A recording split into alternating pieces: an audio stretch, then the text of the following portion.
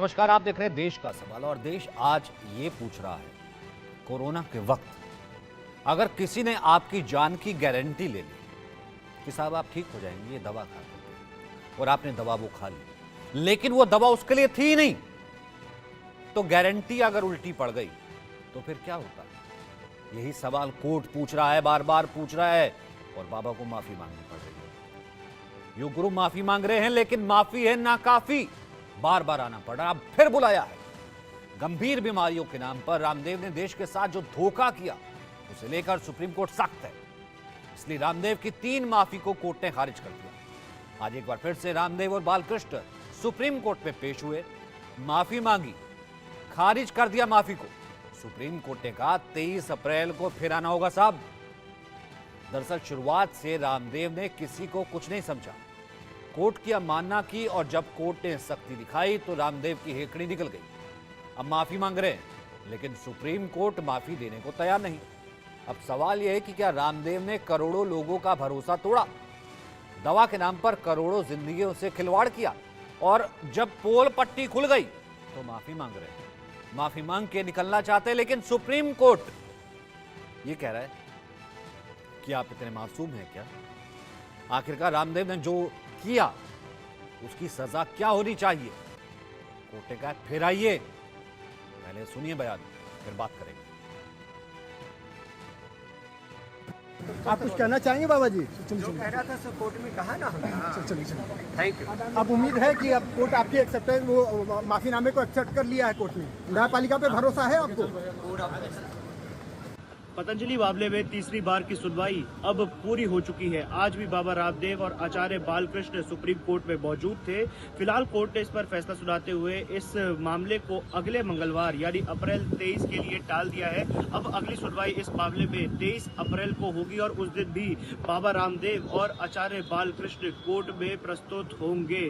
आज बाबा रामदेव की तरफ से माफी मांगी गई थी, आचार्य बालकृष्ण की तरफ से भी माफी मांगी गई थी, पर कोर्ट ने उनकी माफी को एक्सेप्ट करने से मना कर दिया है। कोर्ट ने बात स्पष्ट कह दी है कि बाबा रामदेव पर अब उन्हें भरोसा नहीं है, क्योंकि पिछली बार भी कोर्ट की अवमानना का आरोप जब उनके ऊपर लगाया गया था, ये बात कोर्ट की तरफ से कही गई थी कि कोर्ट के मना करने के बाद भी, कोर्ट के आदेश के बाद भी पतंजलि की तरफ से भ्रामक विज्ञापन जो है वो दिए गए थे, तो अब उन्हें बाबा रामदेव पर भरोसा नहीं है। और कोर्ट ने इस बार उनकी माफी को एक्सेप्ट करने से मना कर दिया है और ये बात कही है कि अगले मंगलवार को अप्रैल 23 को उन्हें दोबारा आना पड़ेगा, उनको दोबारा सुप्रीम कोर्ट में प्रस्तुत होना होगा और इस मामले की सुनवाई अब 23 अप्रैल को की जाएगी। हालांकि आचार्य बालकृष्ण ने बात कही है कि जो कुछ हुआ था वो भ्रम से हुआ था, वो एक भूल थी और उसके लिए वो अनकंडीशनल अपॉलॉजी देना चाहते हैं, पब्लिक अपॉलॉजी देना चाहते हैं। हालांकि कोर्ट ने इस चीज पे भी मना कर दिया है। उन्होंने बात कही है बाबा रामदेव को संबोधित करते हुए कि ये मानना मुश्किल है कि जो आपसे हुआ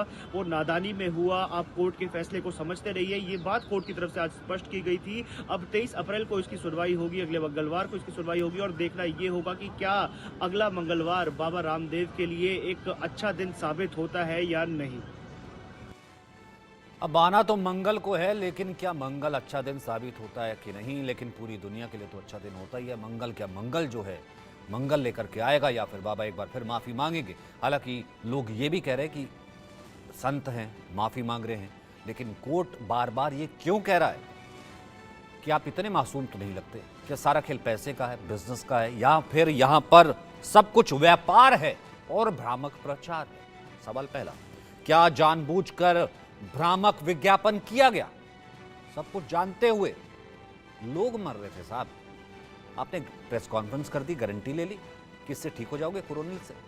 दूसरा, क्या पैसे के खेल में पतंजलि ने सब कुछ किया कि जल्दी जल्दी दवाई लेकर के आइए, लोग लेंगे, ये गारंटी और की दवा है नहीं, तो इससे जो है मुनाफा हो जाएगा। तीसरा, क्या एलोपैथी को बदनाम करने की कोशिश की गई है? कोर्ट ने इसके ऊपर कमेंट भी किया कि दूसरी आपकी पद्धति है, दूसरी पद्धतियों से जो है वो ऐसा नहीं है कि वो उससे पैरेलल या वो ऐसे खराब हो जाती है। वहीं चौथा, रामदेव की गलती और हेकड़ी की सजा आखिरकार क्या है? कोर्ट अब दोबारा बुला रहा है। एडवोकेट के शर्मा हमारे साथ हैं, राजनीतिक विश्लेषक हैं और कोर्ट में जो हुआ उस पर अपनी टिप्पणी जो है वो रखते हैं। डॉक्टर परमेश्वर अरोड़ा हमारे साथ जुड़ेंगे, हमारे साथ डॉक्टर RN टंडन जुड़ेंगे, हमारे साथ आचार्य विक्रमादित्य जुड़ेंगे और हमारे साथ रमाकांत गौर जुड़ेंगे। लेकिन सबसे पहले के शर्मा जी, मैं आपसे शुरू करना चाहता हूं सर। मैं समझ ही लेता हूं कि जब कोर्ट पहला माफीनामा रिजेक्ट कर दे, हाथ जोड़कर बाबा जी खड़े रहे, और आज वो ये कह दे कि क्या आप इतने मासूम हैं, और कोर्ट को और ये एक तर्क लेना कि हमें कानून की जानकारी कम है, इसका मैं क्या अंदाजा लगाऊं? ये कैसी कड़ी फटकार।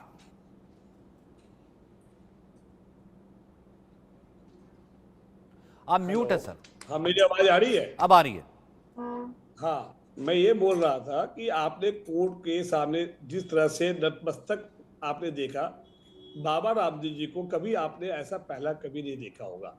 कि कितनी बार ऐसा हुआ कि जब मीडिया उनसे जब सवाल करती थी तो उनका जो जवाब होता था कि आपका मैं कोई पौती नहीं है जो मैं आपके हर सवाल का जवाब दूं, आप ज्यादा सवाल दोगे पूछोगे तो मैं यहाँ से बाहर भी निकलवा दूंगा। जिस तरह से उनका, आप मेरे पास काफी सारे वीडियोस भी है। तो आज लेकिन उनका जो चेहरा था, एक गाना है ना कि जब इतना तुम क्यों मुस्कुरा रहे हो, इतना क्या गम है, तुम क्या अब क्यों मुस्कुरा रहे हो। तो मतलब जिस तरह से आपने कोर्ट के बाहर जब वो आए थे तो अंदर से तो गम था, लेकिन जबरदस्ती दिखाने मुस्कुराने की जो कोशिश किया जा रहा था। आपने देखा होगा मुकुल रोहतगी जी के जो उनके एडवोकेट हैं, उन्होंने जो स्टेटमेंट दिया कि अब इससे ज्यादा क्या माफी मांगा जा सकता है। तो माफी बात देश की नहीं है, बात माफी बाबा रामदेव जी की नहीं है, बात जो है वो देश की है कि कोर्ट ऐसे आज यदि इसको छोड़ दिया जाए तो एक गाइडलाइंस बन जाएगा और फिर हर कोई इस तरह से गलती कोर्ट का जो है कंटेम्प्ट करेगा और हर कोई फिर माफी मांग लेगा और कहेगा सॉरी। कहते हैं ना कि एक कहावत है पुरानी कि अंग्रेज चला गया बट एक सॉरी, जो एक छोटी सी इंग्लिश शब्द छोड़ के चला गया, सॉरी। तो ये जो सॉरी शब्द जो है ये काफी नहीं इतने है। मासूम हैं क्या? कोर्ट ने पूछा, मैं नहीं कह रहा। आपको भी पता है कि उत्तराखंड में कैसे उनके 3 लोगों के जो सस्पेंड जो किया ऑफिसर, कितनी बार उनके किसी भी एक्शन नहीं लिया गया। इसके पीछे कोई कहीं ना कहीं सरकार की हाथ होती है। आपने उसके देखा कि जितने भी बड़े मंच हो, चाहे वो बाबा जो है मोदी जी के साथ हो, चाहे अमित शाह जी के साथ हो, उन्होंने जिस तरह से वो पावरफुल देश को, आपने देखा होगा कि जब ये कांग्रेस के खिलाफ में जब बाबा रामदेव जी जब एक आंदोलन किए थे रामलीला मैदान, पहले उनको लगा कि भाई बुलाना तो बहुत दूर की बात है, मतलब ठीक है, सिर्फ इतना है कि एक फटकार हो जाएगी, एक नोटिस हो जाएगा तो क्या हो गया। लेकिन डॉक्टर टंडन, आप लगातार इसका बात करते रहे, लेकिन डॉक्टर टंडन आज तो आखिरकार वो हो गया जो आप बात लगातार उठा रहे थे, पद्धति की बात। आपकी पद्धति से भी जो है लोग ठीक हो रहे हैं, बाकी पद्धति भी है। आपने तो सारा खेल ये कर दिया ना कि प्रेस कॉन्फ्रेंस करके कि आपकी पद्धति ही है जो गारंटी है, बाकी पद्धतियां खराब। तो ये हुआ ना भ्रामक प्रचार। और आप इतने मासूम तो नहीं लगते, और जवाब में दिया जाता है ये तर्क कि हमें कानून की जानकारी कम है। देखिए, बहुत समय से ये चर्चा चल रही है कि रामदेव और उनकी पतंजलि और उनका जो इस तरीके के भ्रामक एडवर्टीजमेंट्स चल रहे हैं, उनकी वजह से क्या क्या प्रॉब्लम्स हो रही। देखिए, रूल की जहाँ तक बात करें, कोर्ट जो है सारा कुछ रूल के हिसाब से चल रहे हैं कि जो ड्रग एंड मैजिक एक्ट 1956 है, जिसके अंदर तकरीबन 54 बीमारियों के या सिस्टम्स के नाम लिखे हुए हैं जिनके बारे में आप किसी भी तरीके का एडवर्टीजमेंट इस तरीके से नहीं कर सकते कि आपके पास कोई इसकी रेमेडी है जिससे आप इसको पूर्णतः ठीक कर सकते हैं। और साथ में एक तो ये सबसे बड़ा था, दूसरा कोर्ट ने जो एक संज्ञान लिया है इस बात का कि जिस तरह से एलोपैथी की और वैक्सीन की उस समय उन्होंने आलोचना करी। हमने एलोपैथी में कभी भी आयुर्वेद को ये नहीं कहा गया कि आयुर्वेद खराब है या आयुर्वेद इलाज कर सकता है।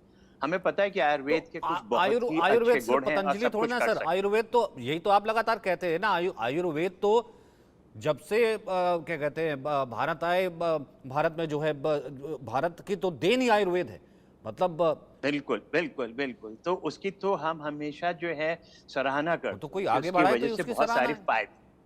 परंतु जो अभी परेशानी आई कि आपने उस समय, जिस समय देश एक बहुत ही कठिन समय से गुजर रहा था, और इलाज की प्रॉब्लम्स थी, लोगों को समझाया जा रहा था कि आप इस बीमारी से किस तरह से बच सकते हैं।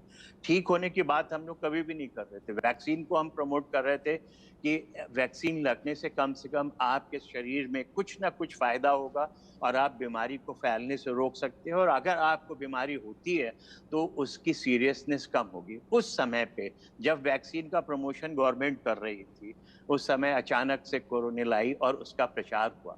और ये कहा गया कि ये हर तरीके के कोविड को ठीक कर देगी और किसी इलाज की आपको कोई ज़रूरत नहीं। तो इन सब चीज़ों से जो प्रॉब्लम हो रही थी, वो एक अलग चीज़ थी, और आज कोर्ट ने इन्हीं सब चीज़ों को देखा और सुना और समझा और उन्हें बताया। ठीक है कि तो आप ये rules तर्क मान नहीं सकते हैं, पता की आचार्य बात नहीं विक्रमादित्य है। तर्क मान सकते हैं कि बाबा इतने मासूम हैं कि गारंटी ली कोरोनिल में, सबको पता था कि भैया क्या उस वक्त हो रहा है, जिसकी दवाई नहीं आई थी उसकी गारंटी ले ली।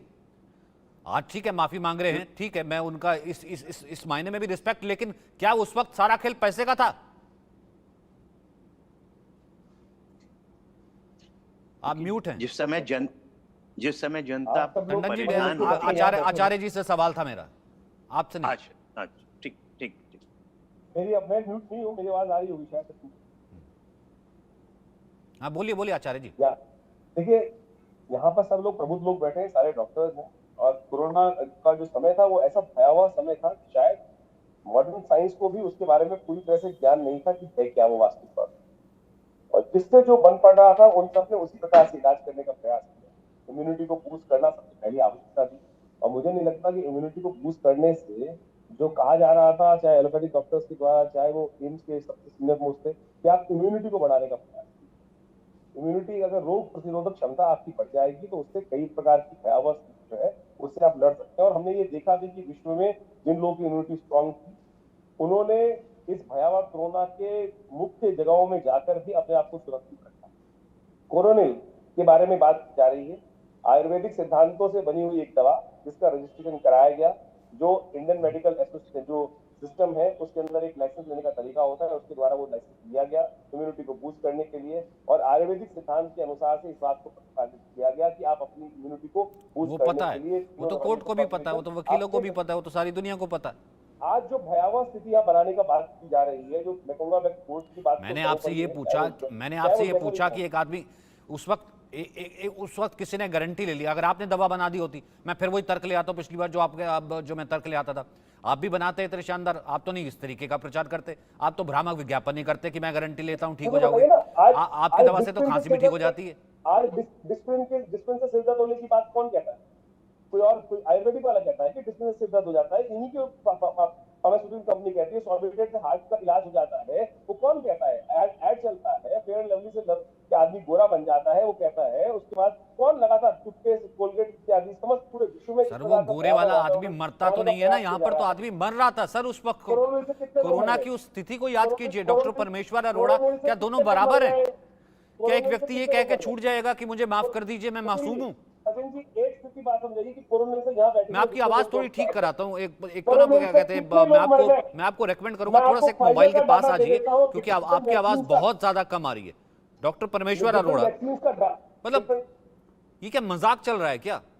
ठीक है, अब आप माफी मांग रहे हैं, उस वक्त तो आप प्रेस कॉन्फ्रेंस करते थे कि सनातन को बदनाम करने की साजिश कौन कर रहे हैं, वो जो एक सो कॉल्ड डॉक्टर का एक समूह है जो बना रखा है फेडरेशन, वो किसके खिलाफ बोलते थे, ये सब जानते हैं, डॉक्टर टंडन बेहतर जानते हैं।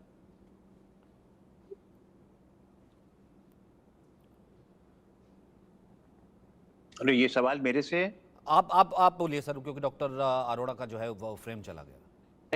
देखिए जिस तरीके की बातें हो रही हैं, कि हमें पता है कि आयुर्वेद हमारे सनातन धर्म या हिंदुस्तान एक लाइन और ऐड कर दूं, देन है। उस वक्त जब प्रेस कॉन्फ्रेंस होती थी कि कुछ डॉक्टरों का समूह, एक संस्था जो है बदनाम करने की कोशिश, सबसे जो है स्वदेशी आयुर्वेद, ये कुछ ऐसे बड़े बड़े शब्द हुआ करते थे, ठीक है, आप उस वक्त बोलते थे। तो मैं ये कह रहा हूं, तो मैं ये कह रहा हूं कि उस वक्त उस प्रेस कॉन्फ्रेंस के वक्त ये अंदाजा नहीं रहा होगा बाबा को कि मुझे माफी मांगनी पड़ेगी। बिल्कुल, वो चीज ये है कि उस एक्ट को जिसे आज इस्तेमाल किया गया है, उसी की वजह से सारी प्रॉब्लम आ रही है। और इस एक्ट की वजह से बहुत सारी चीजें हैं जो आने वाले समय में जब सुप्रीम कोर्ट का जजमेंट आ जाएगा उनके ऊपर फर्क पड़ेगा। पर इम्पॉर्टेंट चीज ये है कि जो ये सब कहा गया कि एक संस्था किसी को बदनाम कर रही है, उस संस्था ने तो कभी भी बदनाम किया। उस संस्था ने तो हमेशा आयुर्वेद को साथ में लेके चलने की बात करी और आयुर्वेद की जितनी खूबियां हैं उन्हें आगे बढ़ाने की बात करी। अगर ऐसा होता बदनाम करने का तो शायद बहुत सारे इंस्टीट्यूट में जो मॉडर्न मेडिसिन के हैं वहां पे आयुर्वेद की ओपीडीज नहीं चलती। परंतु हम लोग कभी भी इस बात को नहीं कहते हैं कि आयुर्वेद बुरा है या अच्छा है या आयुर्वेद की वजह से परेशानियां हो रही। पर जो उस समय भ्रामक स्थिति फैलाई गई जिसकी वजह से लोगों में जो है थोड़ी सी परेशानियां आई होंगी, क्योंकि मॉडर्न मेडिसिन ने कभी नहीं कहा कि उनके पास या वैक्सीन है या वैक्सीन ये क्योर कर देगी।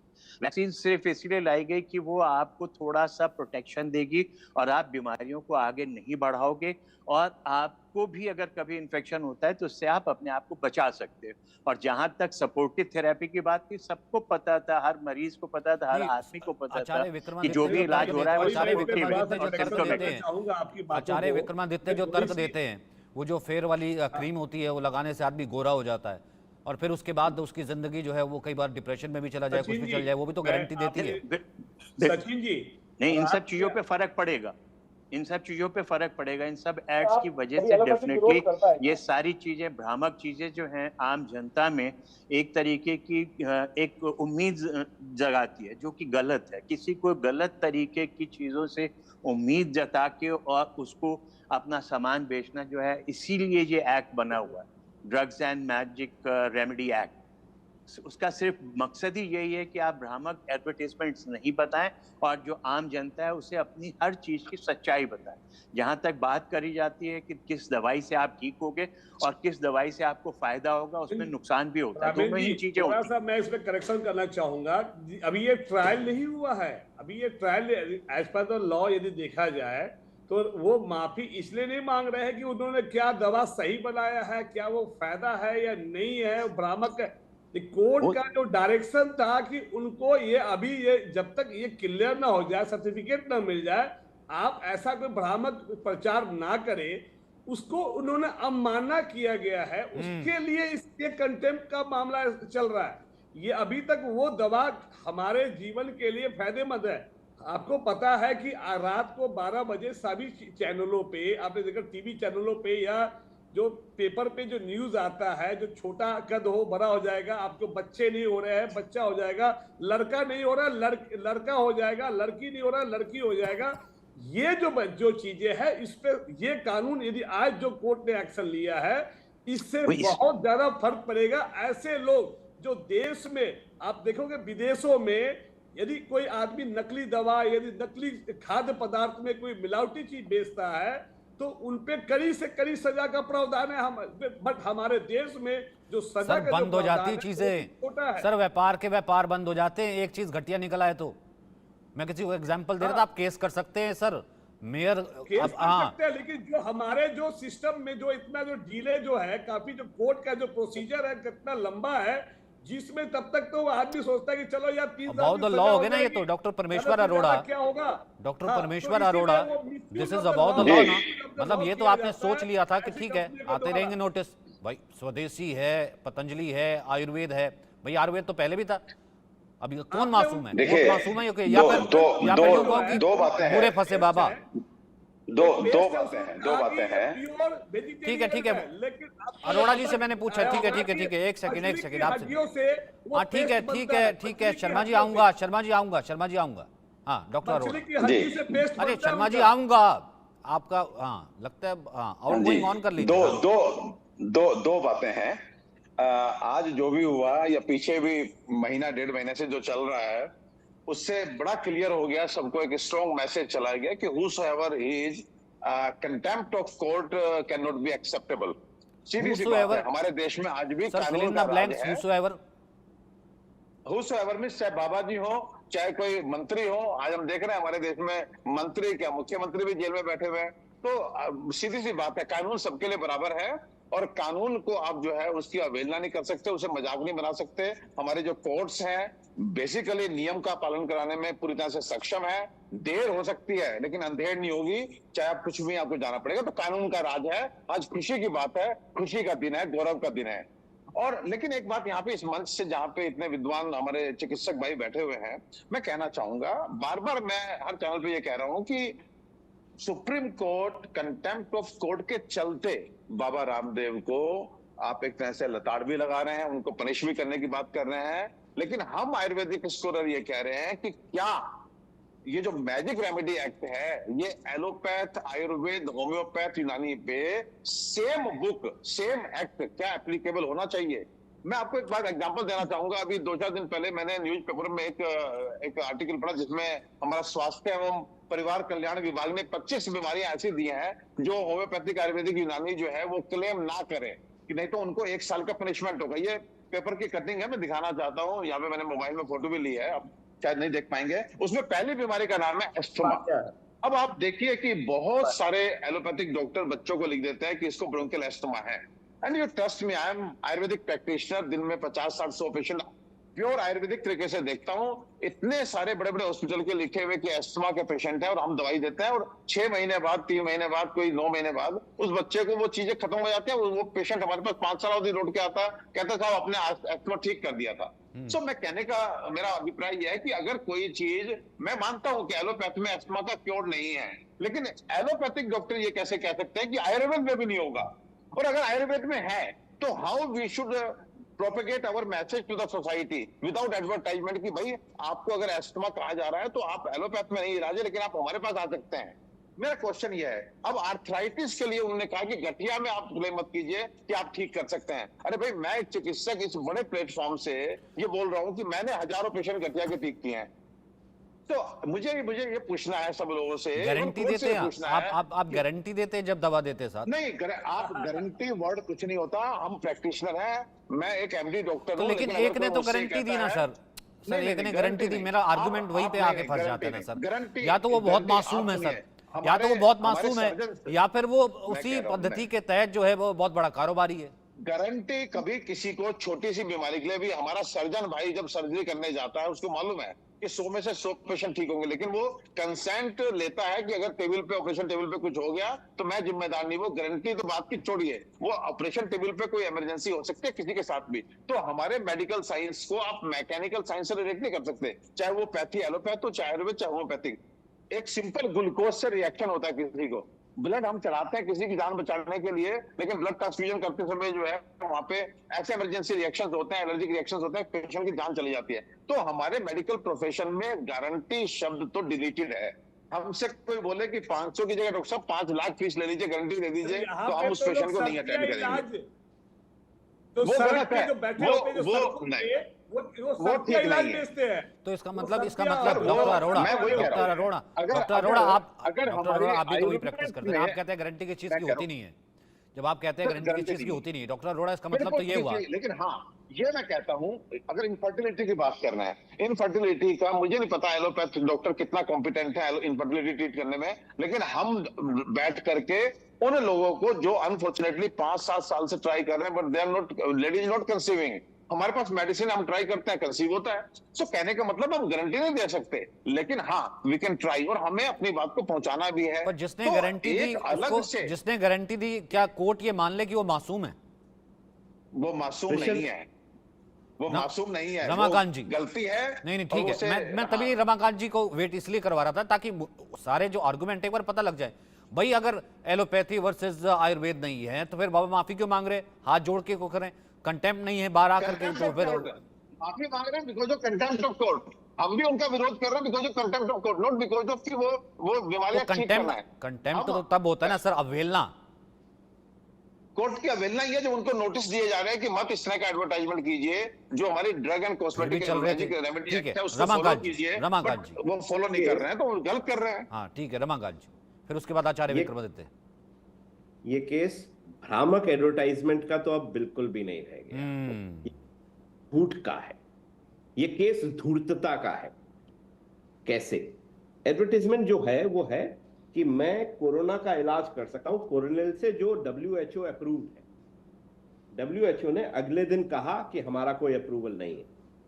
पहला झूठ। दूसरा झूठ, नवंबर 2023 में writ petition civil number 645 of 2022 में रामदेव के वकील साहब अंडरटेकिंग देते हैं कि हम कोई एडवर्टाइजमेंट नहीं देंगे। पहली, दूसरी, तीसरी बार वो एडवर्टाइजमेंट दिया गया अंडरटेकिंग देने के बाद। उसके बाद एफिडेविट दिया जाता है। चौथा झूठ बताता हूं कि साहब हम कोर्ट के सामने नहीं आ पाएंगे क्योंकि हम जो है कोर्ट की तारीख वाले दिन हम यहां पर नहीं और फॉरेन ट्रैवल कर रहे हैं। एफिडेविट साइन होता है 30 तारीख को। 31 तारीख को टिकट खरीदे जाते हैं। कोर्ट कहता है कि भाई ये 31 को टिकट खरीद रहे हो, 30 को जो है तुमने एफिडेविट बना दिया, तो तुमने ये झूठ पहले बनाया, के बाद उसको सपोर्टिंग डॉक्यूमेंट बना रहे हो। ये कोर्ट की ऑब्जर्वेशन। सो ऐसे व्यक्ति का जो झूठ पे झूठ बोले जा रहा है, अब भ्रामक एडवर्टाइजमेंट का भी केस नहीं है। अगर सिर्फ भ्रामक एडवर्टाइजमेंट होता तो वो सिर्फ अखबारों में या मीडिया में कुछ कवरेज देता। यहां पत्रकारों को बुलाकर प्रेस कॉन्फ्रेंस की गई। एक तो होता है चोर, एक होता है सीनाजोर। तो ये चोरी पे सीनाजोरी का केस है। अब इसमें एक चीज बड़े ध्यान से देखने और समझने वाली है। 1 मिनट कि 54 प्रकार की बीमारियां हैं जो शेड्यूल में हैं and medicine remedies objectionable advertisements act के तहत, जिसमें डायबिटीज, ब्लड प्रेशर एटसेट्रा बहुत सारी बीमारियां हैं। रामदेव जी तो सरेआम उन सब का क्लेम करते हैं। अभी सिर्फ कोलोरेक्टल की बात चल रही थी। 54 में से करीब 25 बीमारियों का वो गारंटी देते हैं मंच से खड़े होके। तो जनता के सामने भ्रामक बातें नहीं कर रहे, झूठ बोल रहे हैं। तो रमाकांत जी, क्या एक ही बताइए कि आपको सरकार के सपोर्ट के हो सकता है क्या? Please let me complete. You have had all the time. यहां रामदेव जी ने माफी मांगी कि साहब हमसे गलती हो गई। जब गलती हो गई तो कोर्ट ने कहा स्टेट लाइसेंसिंग अथॉरिटी क्या कर रहा था?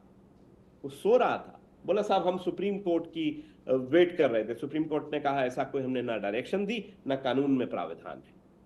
तो हर बार भ्रामक और झूठे एडवर्टाइजमेंट देने की वजह, पहली चीज। दूसरी चीज, state licensing authority, central drug authorities शांत बैठे हैं, मूक बैठे हैं, बधिर बैठे हैं कि कोई एक्शन नहीं ले रहे हैं। कोर्ट की नाराजगी उस पर भी अभिव्यक्त की गई। अब इस व्यक्ति का ये कहा गया, अभी इसी चैनल पर डिबेट में ये कहा गया कि साहब उनसे गलती हो गई।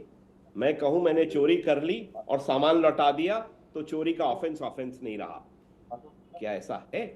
दूसरी बात ये कही गई कि साहब ignorance of law is no excuse. ये बहुत पुराना कानून है। इस एक्ट के तहत किया गया हर अपराध संज्ञेय अपराध है और 6 महीने की सजा तो पहले ऑफेंस में है और हर उस बाद वाले ऑफेंस के लिए 1 साल की सजा। क्या सजा हो सकती है? वो तो सिर्फ विज्ञापन करते थे सर। जो विज्ञापन करता है 2 साल की सजा। सर विज्ञापन तो फिर वही वाली बात होगी। वो कहेंगे जी वो ऐसी तो इलायची कहीं मिलती नहीं है जिस इलायची के नाम पर जो है वो आप तो देखा ही कि दुनिया को क्या खिला रहे होते हैं। वैसे सुबह उठ करके जो एक्सरसाइज करनी चाहिए। ये कानून बना और इस कानून में प्रावधान है कि जो भी व्यक्ति और कंपनीज भी, व्यक्ति ही नहीं कंपनीज भी, और कंपनी का हर वो व्यक्ति जो उस समय मुअज्जज था, जिम्मेदार था उस कंपनी के कारोबार के लिए, वो हर व्यक्ति जिम्मेदार होगा और उस हर व्यक्ति को सजा मिलेगी। बट अगर स्टेट लाइसेंसिंग अथॉरिटी और ड्रग अथॉरिटीज शांत बैठे थे तो किस वजह से बैठे थे? क्या वजूद था रामदेव का कि उनको इतना पंगु बना दिया गया? जब तक आईएमए कोर्ट नहीं गया तब तक तो कुछ भी नहीं हो रहा था। बट आज क्योंकि कोर्ट ने रामदेव को ही नहीं पुल अप किया है और एफएमसीजी कंपनीज को, और ऋषभ जी एक बड़ी इंटरेस्टिंग एस्पेक्ट मैं आपको और शेयर कर दूं। जी 10,000 ऐसे एफएमसीजी प्रोडक्ट्स हैं जो मार्केट में एग्जिस्ट करते हैं और 60, और मैं WHO का स्टैटिस्टिक्स आपके सामने रख रहा हूं कि 68% of those FMCG products are not validly licensed. अगर हालात देश में इस तरीके के हैं और लाइसेंसिंग अथॉरिटी मूक बन के बैठी हुई हैं तो क्या क्या मैं एक लास्ट एक छोटी सी बात पूछता हूं, फिर उसके बाद आचार्य विक्रमादित्य बहुत देर से वेट कर रहे हैं। मैं एक छोटी सी बात आपसे पूछना चाहता हूं रमाकांत गौर, कि वो क्या बाबा तो सिर्फ एक जिसे हम कहते हैं कि मोहरा बन के, वही वो तो अब एक संत हैं, जमीन पर सोते हैं, और किस तरीके से जो है वो तो विज्ञापन कर रहे थे, और वो तो पैसा भी नहीं लेते, उनके पास तो कोई अकाउंट भी नहीं है। असल में तो जो मोटा पैसा कमा रही होंगी वो कंपनियां कमा रही होंगी, वो जो कंपनियां हैं कि जिनका ऐड रात को 12 बजे के बाद चलता है, या फिर वो जो छोटा छोटा ऐड आता है और गारंटी लेती है क्या से क्या करने की। कभी किसी भूतल माफिया का कभी आपने कोई अकाउंट देखा? बाबा ने, और मैं बहुत जिम्मेदारी के साथ काम कर रहा हूं। भूतल माफिया। मैं एक जिम्मेदारी के साथ ये बात कह रहा हूं कि जब वो व्यक्ति उसी कंपनी की गाड़ियों में चलता है, उसी कंपनी के बॉडीगार्ड्स के साथ चलता है, उतने महंगे वकीलों को अफोर्ड कर सकता है जिसकी पेमेंट कंपनी करती है, क्या वो व्यक्ति ये कह सकता है कि मेरा इस कंपनी से लेना देना नहीं? और पतंजलि अगर ब्रांड को के उस बारे में वकील वो की कहता, मौजूदगी में भी ये कह सकता है सर कि कानून की जानकारी कम है। सर तो कानून की जानकारी न होना, देखिए, कानून की जानकारी और कानून का एक तरह से अप्लाई होना केवल ड्रग की बात नहीं है। आज हम लोग आचार्य विक्रमादित्य, आचार्य विक्रमादित्य, ठीक है डॉक्टर अरोड़ा, मैं आता हूं आपके पास, डॉक्टर अरोड़ा मैं आता हूं। आचार्य विक्रमादित्य बहुत देर से वेट कर रहे थे, इनकी आवाज साफ नहीं थी। कोई और कुछ शको शुबा रह जाता है आचार्य विक्रमादित्य? झूठा लफ्ज आपके सामने नहीं लगा, आप माफी नहीं मांग रहे? देखिए सचिन जी, वास्तविक तौर पर समझना पड़ेगा, ये लड़ाई है आयुर्वेद वर्सेस एलोपैथिक की लड़ाई है। एलोपैथिक डॉक्टर्स के लिए कहा जाता है, एक बार आमतौर पर बोलते हैं कि आयुर्वेद योगा नेचुरोपैथी वाले ये बिल्कुल गलत बात कर रहे हैं। कोई लड़ाई आयुर्वेद और ऑर्थोपेडिक सर्जन। सर मैं आपको, आप जनता के साथ बता रहा हूँ, आप जो स्थिति है, अगर आप नहीं मानना चाहते नहीं माने, वो आपको भी है, लेकिन this is general saying this each and every orthopedic doctor says this thing, yoga and naturopathy is bread butter for us। आप उल्टे सीधे आसन कीजिए, टांग तुड़वाइए और उसके हर आ जाइए, ये बात कही जाती है, लेकिन पूरे विश्व ने योग का लाभ लिया है और प्रधानमंत्री स्वयं इसके पूरी तरह साक्षी हैं और पूरे विश्व में उन्होंने योग पहुंचाया है। अब बात आपकी वास्तविक तौर पर समझिए, आज ये बात स्वीकार की 100% क्योर। अभी आप जाके डाटा पढ़े कि नोवावैक्स वैक्सीन थी, एक वैक्सीन को तैयार होने में सचिन जी एक वास्तविक सत्य है कि 20 साल 30 साल लगते हैं पूरी रिसर्च करने के बाद वैक्सीन तैयार होती है। उससे पहले उसके हजारों लेवल के स्टैंडर्ड्स होते हैं। 2 साल के अंदर, 1.5 साल के अंदर, 6 महीने में वैक्सीन तैयार कर दी गई। और नोवावैक्स वैक्सीन ने क्लेम किया कि 90% कोरोना वैक्सीन जो केसेस है उनके ऊपर ठीक करेगी। वहीं पर मॉडर्ना वो कहती है कि हमारी जो दवाई है 93% इफेक्टिव। इसके अलावा फाइजर का रिजल्ट आया 91 to 95% of the effective prevent करती है कोरोना के ऊपर, जबकि उनके द्वारा कितने लोग मरे पूरे विश्व में आपके पास डाटा तैयार है। आपके यहाँ प्लाज्मा थेरेपी जबरदस्ती दी गई, मैं उसका परफेक्ट एग्जांपल हूँ अपने। तो फिर कोरोनिल की गारंटी एक्सेप्टेबल कैसे हो जाती है? सब ये प्रिवेंशन की बातें हो रही थी, क्योर की नहीं हो रही थी। सरकार आप प्रिवेंटिव, आप किस प्रकार का कार्य कर रहे थे वो पूरे विश्व में पता है। मैं आपको अपना एग्जांपल देता हूँ, मेरे को कोरोना हुआ और मैं आपके सामने डाटा प्रेजेंट कर रहा हूँ, सब कुछ कर रहा हूँ। मैं गया एक दिल्ली के रिनाउंड हॉस्पिटल के अंदर, बड़ी मुश्किल से जगह मिली और मुझे वहां जाके कहा गया कि आपका केस जो है प्लाज्मा का है, आपको वेंटिलेटर पे डालना पड़ेगा। मैंने हाथ जोड़े, दिल्ली के एक मंत्री से बात करी सेंट्रल गवर्नमेंट के, उन्होंने मुझे सरकारी हॉस्पिटल में एडमिट कराया, सफदरजंग हॉस्पिटल के अंदर। आप चाहो तो मैं डाटा दिखा दूंगा। और वहां जाके उन्होंने कहा कि मुझे आयुर्वेद काढ़ा दिया गया, उन्होंने आयुर्वेद काढ़ा दिया और 3 दिन बाद कहा कि आप कोई दिक्कत नहीं, आप चले जाइए, ठीक हो गए। और मैं उस हॉस्पिटल में रहता, मैंने 1 लाख रुपया वहां डिपॉजिट कराया, मेरी कोई भी इंश्योरेंस पॉलिसी ना काम नहीं आई, मेरे पास सारा डाटा अवेलेबल है। और ऐसे मेरे जैसे हजारों लोग, करोड़ों लोग, हजारों लाखों लोग वहां जाकर किस प्रकार से कोरोना जो स्थिति रही है उसमें भयावह शिकार बने। जबरदस्ती प्लाज्मा थेरेपी दी जा रही थी, पूरे विश्व में कहा जा रहा था, आधे डॉक्टर 90% डॉक्टर कह रहे थे प्लाज्मा की जरूरत नहीं है, ये नहीं जरूरत है। और जिस प्रकार से जहर दिया जा रहा था, उस वक्त आयुर्वेद में एक व्यक्ति खड़ा होता है और कहता है कि अपनी इम्यूनिटी बढ़ाओ, इम्यूनिटी बढ़ेगी तो कुछ नहीं होगा। क्या जहर काम कर दिया? आपकी दवाइयों के द्वारा कितने लोग मरे पूरे विश्व में रिकॉर्ड है। कोरोना से मैं यहाँ प्रेजेंट कर दीजिए, यहाँ बैठे हुए तथाकथित डॉक्टर जो आज खेल आप खुद कह रहे हैं कि वो 95% है, 94% इफेक्टिव है, तो इसका मतलब 5% वो रह गई ना, तो 100% कोरोनिल कैसे होगी सर? और उसके बावजूद भी भ्रामक प्रचार होता रहा, नोटिस अगर आई में नहीं जाता कोर्ट तो रही है वो कहीं और से कहीं जा रही है। कोरोनिल इम्यूनिटी बढ़ा रही थी, ठीक है डॉक्टर, नहीं ठीक है डॉक्टर टंडन, नहीं, ये बात जो चल रही है ये कहीं और से कहीं जा रही है कि आयुर्वेद और आप बदलने का प्रयास एलोपैथी कर रहे की हैं। पहली आप चीज तो लोग कोई आप लड़ाई लोग नहीं है, जबरदस्ती आयुर्वेद के और खिलाफ कोई बोल रहे भी आयुर्वेद और उससे किसी का कोई मतलब नहीं है। और एलोपैथी में हर चीज जो समय टेस्ट मैं आपसे करके एक बात बताई पूछता जा रही हूं, मैं आपसे एक बात थी, इज पूछता ऑल हूं, टेस्ट क्या में है और इसको एलोपैथिक इलाज डॉक्टर्स किया आज जा की रहा तारीख में है, जबरदस्ती इसका ऑपरेशन फर्क के पड़ लिए सकता है, इसका रिकमेंड फायदा करते हैं हो रहा है, कुछ उस कुछ वक्त लोगों को कितने फायदा ऑपरेशन हो हुए? सकता है, कुछ को नहीं हो कोरोना सकता। के यहाँ टाइम पर क्योर कितने का तो हार्ट की कोई कभी सर्जरीज हुई, किसी को पूरे कहा ही नहीं हॉस्पिटल गया काम नहीं कर कि रहे थे, वैक्सीन इज ए कितने लोग क्योर और मरे? ए प्लाज्मा आप थेरेपी जबरदस्ती इज ए स्टंट क्योर। डालने के लिए ये तो सिर्फ इस प्रमोट तरह करते से हैं, कि जो स्थिति आपके बना देते हैं शरीर वहां पर, में वो सामने एंटीबॉडीज भयावह नहीं है, स्थिति है। तो एंटीबॉडीज आप देने के लिए जबरदस्ती आपको स्टंट फ्रेश डालने प्लाज्मा के दिया लिए जा रहा है, जबरदस्ती जिसके ब्लॉकेज हटाने अंदर के लिए वो कुछ एंटीबॉडीज हार्ट पाई तक जा बुला रही देते है। हैं। तो यहाँ क्या पर स्थिति किसी बनाते का हैं? आपको कहना बोलिए, कि आपको ये इस चीज सचिन को जी ठीक वास्तविकता करने में के लिए दिया समझाइए। जा रहा है ये जो या इससे एलोपैथिक तेल का एक कोरोना ऐसा ठीक हो रहा है भयावह पूरी स्थिति तरह से, ये है, बिल्कुल पैसे ही कमाने का गलत धंधा बात चल रहा है। है। यहाँ हमारे किसी ने भी प्रधानमंत्री जी नहीं इस कहा बात कि को यहाँ पर सुंदर तरीके से क्योर हो सकती है या नहीं हो आप सकती है। आपकी हमारा तो पूरी सिर्फ ये था इंडस्ट्री, कि आपको पूरी एलोपैथी सपोर्टिव और इंडस्ट्री सिम्टोमेटिक आज पूरी तरह ट्रीटमेंट दिया से जा रहा है। आज जो स्थिति उसके बनी है, लिए हमने आप हजारों कहीं भी जाके करा सकते हो, मुझे जहाँ बताइए जहाँ ना, पड़ता है कितने अवेलेबल। हार्ट पेशेंट जहाँ के साथ पर आप किस प्रकार से खेलते गवर्नमेंट हैं? भी जो है आप वो हार्ट पेशेंट के साथ किस प्लाज्मा प्रकार से खेलते मुहैया हैं? करा रही थी लोगों एक को बार चढ़ाने के आप लिए। एंजियोग्राफी कराने के बाद गवर्नमेंट ने कहते हैं कि अपना आपका हार्ट बैंक काम शुरू नहीं कर किया था रहा जहाँ है, से प्लाज्मा और दिया जा 2 रहा था। साल इसमें कोरोना का किसी भयावह प्राइवेट स्थिति डॉक्टर रही, का कोई कितने रोल नहीं। परसेंट ऑपरेशन छूटे? कितने लोग मरे? आप कहते हैं हॉस्पिटल से बाहर निकलते ही पेशेंट मर जाएगा, स्टंट डलवा देता हूँ, अभी बाईपास करा देते हैं, और उसके बाद 2 साल तक ऑपरेशन नहीं हुए, हार्ट की सर्जरी इमरजेंसी वाली हुई, और जो मेजर कटाई हो रखी थी वो रुक गई। उसके बाद कितने लोग मरे? कितने लोग मरे? जिंदा रहे लोग। आप लोग जबरदस्ती जिस प्रकार का एक मार्केट गिरी, तब आप चुप रहते हैं। मैं कह रहा हूँ डॉक्टर्स की कोई गलती नहीं है, ये सारा खेल जो हॉस्पिटल इंडस्ट्री चला रही है, लेकिन डॉक्टर्स इसका मुंह पे उंगली रखते हैं। ठीक है डॉक्टर अरोड़ा, मुंह पे उंगली रखते हैं। देखिए, मैं ये बताना नहीं, ये बताना चाहिए क्या, ये बताते देश को कि कितने लोग मरे? जी, क्या ये बताते देश को कि कितने लोग मरे? नहीं, मैं ये कहना चाहता हूँ, अपने डिबेट को वापस से ट्रैक पे लाता हूँ। इतने अच्छे अच्छे लोग, एक्सपर्ट्स हमारे साथ जुड़े हैं। मैं बस ये कहना चाहता हूँ कि इशू जो है आज, वो कंटेम्प्ट ऑफ कोर्ट एक एस्पेक्ट है, जिसमें डेफिनेटली आज कोई भी चिकित्सक है, चाहे किसी भी पैथी का है, उसको हमारी मैजिक रेमेडी एक्ट को फॉलो करना चाहिए। और सुप्रीम कोर्ट को मैजिक रेमेडी एक्ट से मतलब है, उसको ना वो ये कह रहा है कि एलोपैथ बेहतर है कि आयुर्वेद बेहतर है कि होम्योपैथ बेहतर है।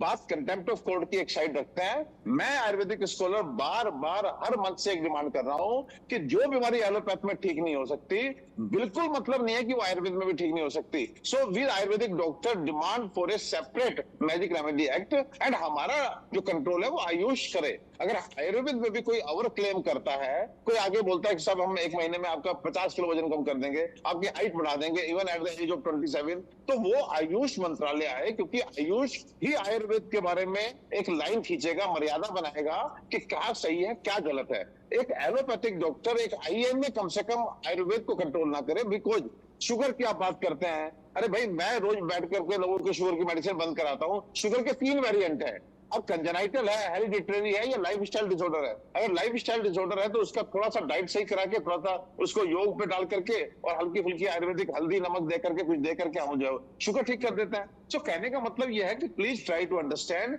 जो चीजें एलोपैथ में नहीं संभव है, ऐसा बिल्कुल नहीं है कि आयुर्वेद होम्योपैथ में वो नहीं हो सकती। ठीक तो है, ठीक है। हमारा एक रेमेडी गारंटी नहीं लेते, लेकिन ऐसी चीजें डॉक्टर टंडन, ऐसी चीजें संभव है, ठीक है, मतलब आप भी गारंटी नहीं लेते, लेकिन वो डायबिटीज वो कह रहे हैं कि ऐसे उनके पास केसेस हैं, उनके पास उनके पेशेंट्स हैं, डायबिटीज ठीक की है, बीपी ठीक की है, वो कहते हैं कि आप तो गोली लगा देते हैं, फिर उसके बाद गोली, भाई गोली लग गई एलोपैथी से, गोली अगर हटी, भाई गोली लग गई एलोपैथी से, गोली अगर हटी तो फिर उसको दोबारा जो है वो बीपी की समस्या वैसी की वैसी। नहीं, देखिए फिर मैं कह रहा हूं, अगर आप हर चीज नहीं डॉक्टर टंडन, मैं डॉक्टर टंडन को कह रहा हूँ, आप तो कह रहे हैं कि आप तो ठीक कर देते, आप तो कह रहे हैं कि आप तो डायबिटीज को ठीक कर देते, अभी आपने बताया, मैं इनसे बात कर रहा हूँ डॉक्टर टंडन, एक सेकंड जो है वो एसेंशियल हाइपरटेंशन है कि वो इडियोपैथिक है, प्राइमरी हाइपरटेंशन है, वो ठीक है, कंप्लीट टेस्ट के बाद ही करते हैं ना सर, आप तो बिल्कुल ठीक है डॉक्टर टंडन। डायबिटीज भी मैंने बोला 3 वेरिएंट हैं। अगर आपको कंजेनाइटल है, इंसुलिन डिपेंडेंट, आप टाइप 1 है, नहीं ठीक कर सकते आपको। अगर आपको हेरिडिटरी है, मतलब फैमिलियल है, तो लेटर स्टेज मैच्योरिटी ऑनसेट होगा 50-55 साल में, लेकिन आपकी लाइफस्टाइल ठीक कर दें, आपकी डाइट ठीक कर दें, तो 70 की एज में जाएगा, उसे डिले कर सकते हैं। तो हमें बेसिकली किस तरह का डायबिटीज है, पहले डॉक्टरों की तरह बात करनी होगी, हर चीज को हमें। जी, बात कोई जो है इस पे नहीं है, मुद्दा ये है कि कोई दो बात नहीं है, से उनको जो गलती, एक सेकंड शर्मा जी, आपका नाम डॉक्टर टंडन है? नहीं, मैं सचिन जी, मैं इसमें हाँ, जो आना चाहते हैं, देखिए डॉक्टर टंडन ने उंगली उठाई हुई थी, आऊंगा आपके पास सर, आऊंगा, ठीक है डॉक्टर टंडन। देखिए, मेरा सिर्फ कहना ये है कि हम कभी ये नहीं किसी को कहते हैं कि आप आयुर्वेद का इलाज मत कराओ या होम्योपैथी से इलाज नहीं कराओ। हमारे पास जितना इलाज होता है वो हम करते सर हैं। खूब उससे कहते जितना हैं ठीक होता एलोपैथिक है, हो डॉक्टर, सकता है। एलोपैथिक और डॉक्टर वो खूब कहीं कहते भी जा हैं, सकता है पेशेंट आके इलाज हमको कराने। बोलता है आराम आपकी दवाई से मिल रहा है, लेकिन हम अपने डॉक्टर को बताएंगे नहीं तो हमको डांट पड़ेगी। सर कहते हैं, बहुत कहते हैं सर, बहुत कहते हैं। नहीं, ये कोई नहीं कहता कि आयुर्वेद के पास मत जाओ। हमें पता है कि क्रॉनिक खूब एलिमेंट का कहते इलाज आपके हैं यहाँ हो सकता सर। है। अगर इतना सबके बारे मैं में कह हम रहा हूँ कुछ कि नहीं कह सर सकते। वी आर हम सबके बारे में वी नहीं इंडियंस कुछ आर कह सो सकते। फॉर्चुनेट, हमारे पास आप जैसे बहुत अच्छे एलोपैथिक डॉक्टर हैं, हम लोग आयुर्वेद से कर रहे हैं। सर हमारे अगर कोऑर्डिनेशन सही हो जाए तो कोई बीमारी नहीं बचेगी जो हम काफी हद तक आराम ना दे सके पेशेंट को। सब कुछ कर सकते हैं, सब कुछ कर सकते हैं, बशर्ते कि आयुर्वेद सिर्फ आयुर्वेद करे, एलोपैथ सिर्फ एलोपैथ करे। और एक दूसरे की पद्धति में किसी को एंटर करने का कोई हक नहीं है। जो आपकी पद्धति है उसे हम नहीं कर सकते, हमारी पद्धति को आप नहीं कर सकते। सबसे बड़ा मुद्दा तो यहीं आके खड़ा हो जाता है। तो हमारी लड़ाई आयुर्वेद और होम्योपैथी और या एलोपैथी की नहीं, इस समय सिर्फ ये है कि जो एक्ट है उसके अंदर जो गलत काम आप करोगे तो आपको पनिशमेंट मिलेगा। और सिर्फ ये मुद्दा आप ये मानते हैं कि there should be two separate गलत मुद्दे की वजह के लिए अलग होना चाहिए, मानते हैं? नहीं, वो देखिए, वो मेरा काम नहीं है, वो गवर्नमेंट का काम है। आपकी लेकिन आपकी आयुष मिनिस्ट्री इस चीज को अलग करे और उसको समझे। सर आपके किस किताब में लिखा है कि गुर्दे की पथरी को आप निकाल सकता है? और सर हम लोग गुर्दे की पथरी को 10 mm तक का स्टोन जो है 80% कंडीशन में पहले महीने में निकाल देते हैं। मैं बिल्कुल मना नहीं कर रहा हूं, पर मैं आपको एक चीज बताऊं कि जो भी आपकी परेशानियां होती हैं, जो डायरेक्टर जनरल जो ड्रग्स के हैं उनके यहाँ आपकी कभी भी किसी दवाई पे कुछ होता है तो आपके एक्सपर्ट लोग ही आके ओपिनियन देते हैं, उसमें एलोपैथिक या होम्योपैथी वाले आके ओपिनियन नहीं देते। तो उन सब चीजों की देखरेख और देखभाल और उन्हीं के गाइडेंस में होता है। तो आप एक डिपार्टमेंट एक ही है, उसमें लोग अलग अलग हैं, हर चीज को अलग अलग आके देखते हैं। अगर हमारी भी कोई दवाई है तो उसमें भी अगर स्पेसिफिक है कार्डियोलॉजिस्ट की तो कार्डियोलॉजिस्ट को बुलाया जाता है एक्सपर्ट ओपिनियन के लिए। अगर चेस्ट है तो चेस्ट फिजिशियन को बुलाया जाता है। ऐसा नहीं है कि एक ही आदमी बैठ के हर चीज का डिसीजन लेता है, अलग अलग चीज मैजिक रेमेडी एलोपैथ को दिमाग में रख के बनाया गया सर, और हम लोगों पे थोपा गया सर, अभी तक थोपा हुआ है। नहीं, ऐसा देखिए, चलिए ठीक है, ये बहस बड़ी है, लेकिन ऐसा जो है कैसे कहना पड़ गया, तो ये जो है कोर्ट का ऑब्जर्वेशन है। कोर्ट बार बार जानता है, बाबा ने माफी मांगी, लेकिन एक बार फिर से बुलाया, माफीनामा खारिज किया है। बहुत बहुत शुक्रिया, मेरे पास वक्त इतना ही था। आप सभी का मेरे साथ जुड़ने के लिए बहुत बहुत शुक्रिया, आप बहुत बहुत शुक्रिया।